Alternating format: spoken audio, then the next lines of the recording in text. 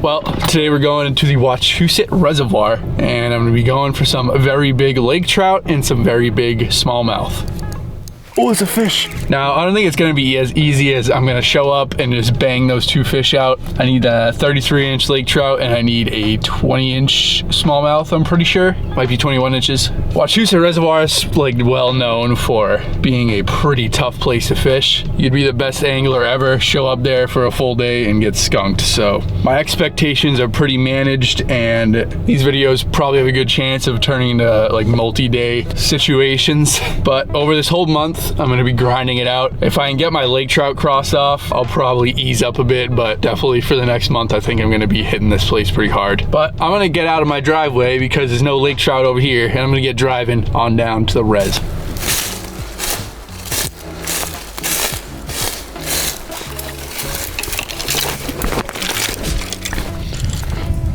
Well, I made it out to the shoreline. Didn't walk too far. I'm planning on covering a lot of shoreline, so I'm not gonna hike too far between spots. But for people that don't know about the Wachusett Reservoir, maybe you're watching this video from outside of the state of Massachusetts, this is one of the only places in Massachusetts you can catch lake trout. It's either here or the Quabbin Reservoir. It's the only two options. And here at the Wachusett Reservoir, there are no boats allowed. You can only shore fish. And the place is pretty massive, so it's quite a hike to get to some pretty good spots. But that's gonna be the general plan for this week, and probably the whole month, is just put some miles on my boots, keep on casting till eventually I can find a fish. But generally when I come in here, I'm only carrying 3 rods. I'd like to bring 4, but 4 is just a lot to be walking like 5-10 miles with. So I'm gonna stick with my 3. This is a very long salmon rod, has a lighter lure on it so I can bomb it out there. This is kind of more for like smaller lake trout, but people still catch the big ones on this stuff, so I'm not gonna rule it out. This is the glide bait rod. I figure a very big smallmouth or lake trout will eat this thing up. Definitely a bait I'm gonna get less fish on, but I'm not worried about catching a lot of fish. I just wanna catch 1 or 2 big ones. And then this is the 3rd rod.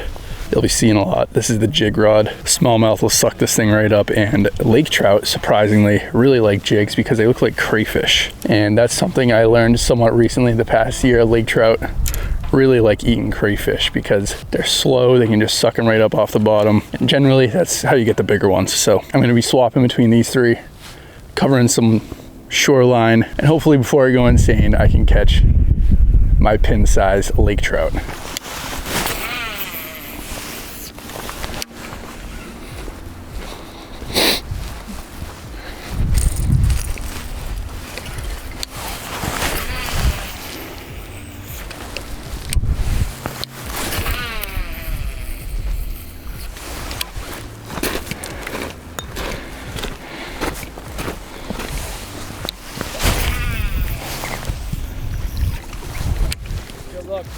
Thank you, man. You too.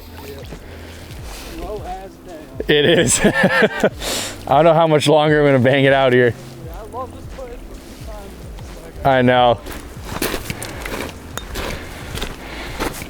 Well, today kind of went as I had expected. It's about 15 degrees colder than it has been, and it's pretty windy. The wind I don't mind as much, for the temperature drop, I kind of expected the fishing to be slow. And just about everybody I talked to out there said they hadn't had much luck. So I fished for about 3 hours, came back, and I'm gonna regroup for another day. But today's Monday, probably on Thursday, I'll go back out, try again. So I'll see you guys when I'm chucking some more lines in the water. Well, we are back out here. Took a hike to a different spot than was at last time. It was pretty crowded where I was, so I decided to come to a spot where typically seeing at least less people. The water is like extremely low here. You can probably tell by the footage. Never seen it this low in this place, but I'm hoping at the least it's a very sunny, calm day, which makes for some good shallow water smallmouth fishing. So I'm gonna chuck around this glide bait in some shallower pockets. I'm gonna throw around the bass jig as well, wherever I see some opportunity. I think today I have at least a good chance at catching a smallmouth. I'd like to get my lake trout checked off, but that's gonna be a tough one. It's gonna take a while. But regardless, gonna beat the bank like usual. Just keep making casts, and hopefully some point today I connect with something.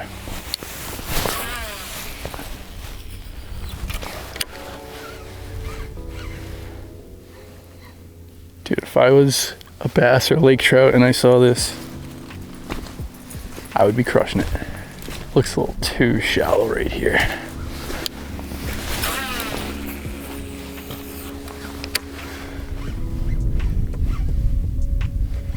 Ooh, I think I just hit a rock or something.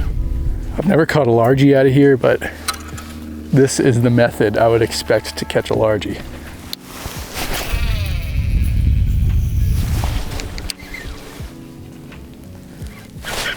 Oh my God. I think I just hit a rock. That made my freaking heart drop. The massive drop off right here.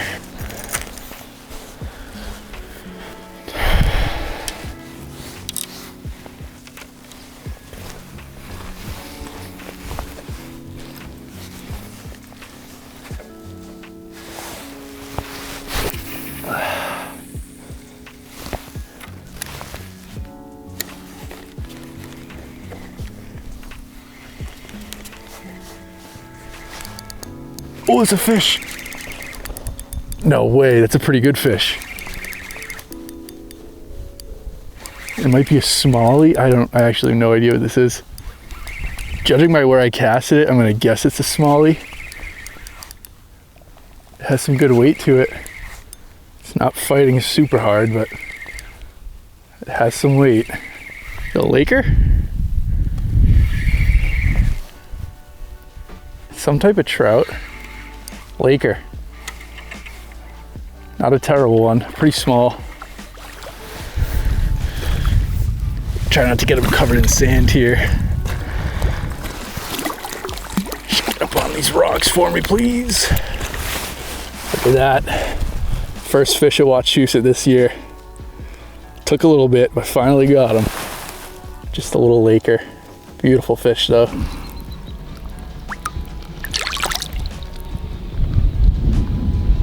Nice, man. Had a good feeling about this little area. I got him on this pretty sizey blade bait. Not a big bait in general, maybe like 2 inches long, but for a blade bait, it is pretty big. You can kind of see what I'm doing. I'm just casting out as far as I can. Let it hit the water, reel the slack in, and flip your bail. You can see the line going out, and it stops. That means you're on the bottom. Then I go like this, do like almost a hook set, make this thing start spinning, or vibrating, I should say. And then you just want to reel, make sure you can feel the blade bait vibrating. I just do this the whole way back in. If I'm in a very steep spot where it's really deep, I'll stop about every 20 seconds, 30 seconds, open my bail, let the bait sink back to the bottom. It's not that deep where I am right now though, so I'm not doing that. And this rod, I'll show you guys real quick. It's the Borealis. It's a Bass Pro combo. This is the same Borealis reel. It's a 9-foot 2-piece rod. I think it's medium. It's medium light. I would rather have a medium rod, but I just went into Bass Pro looking for a 2-piece like big salmon rod, and this is all they had. So I just said screw it, bought it. But this thing's really good for doing exactly what I'm doing, getting really far casts out there. And I think I have 15-pound J-braid, Daiwa J-braid, connected to probably like a 6 to 8 foot long 12-pound fluoro leader. That way these fish don't get line shy or anything around me. But that's all this setup is. It managed to pull up a fish. I was thinking there was one in here. So what I'm looking for in this place is just big drop-offs like this. Like you can see the shoreline just goes straight down. It's usually a good bet that there's Lakers in places like this. It's also not bad for smallies, especially this time of year. They can still be like around their wintering areas, like 20 feet of water, or they might be up on the flats on a warm sunny day, trying to warm up, get some sun. But hey man, first fish at the Chew of 2026. I need that thing to be like triple the size. I've heard of a lot of people getting some pretty big lake trout on bass jigs. I know John over at New England Outdoors got his state record on a bass jig. So what I'm doing is I'll get to an area I like. If I like kind of like it, I'll just throw my glide bait around it. If I really like how it looks, I'll switch between all 3 rods and fan cast the entire area. But that's all I'm doing, just covering water, making lots of casts. It's an old cast master right here. Actually not in terrible shape. Throw it in the bag.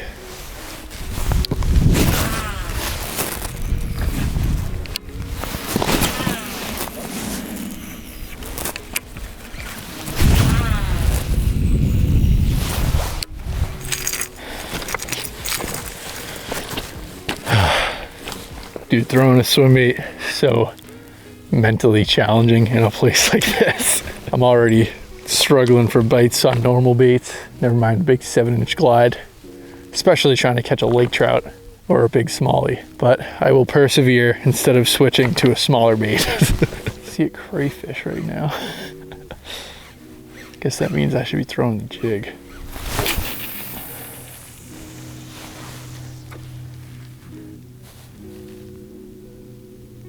Damn, it's deep out there.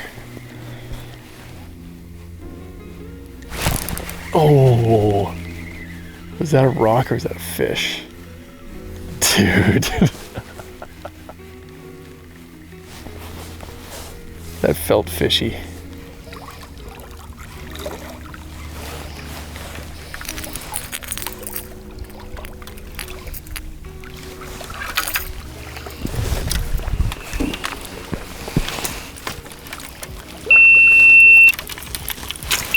Well, I just made it back to the car. Pretty slow day of fishing, but any day at Wachusett where you catch at least one fish is considered a pretty good day. So I'm probably gonna try and fish here at least once a week. I need to cross off my 33-inch lake trout, which is gonna be a grind, but I'm gonna keep on throwing jigs and swim baits, stuff that'll catch those big ones, and eventually something should fall into place and I should be able to get my big lake trout. But that is gonna be it for today's video. I wanna go target some smallmouth out of my kayak at some random pond, so that'll probably be the next video, but thank you for watching this one, and as always, I'll see you guys on the next one.